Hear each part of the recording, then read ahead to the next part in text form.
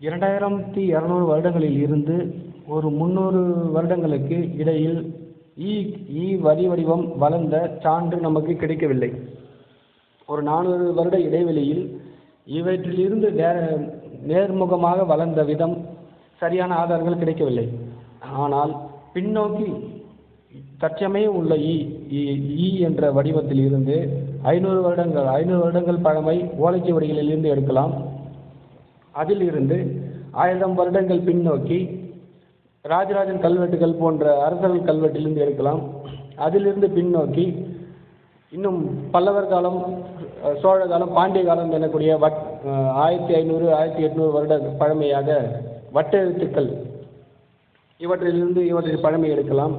அப்படியே சென்றால் தமிழ் எழுத்தாகிய தமிழ்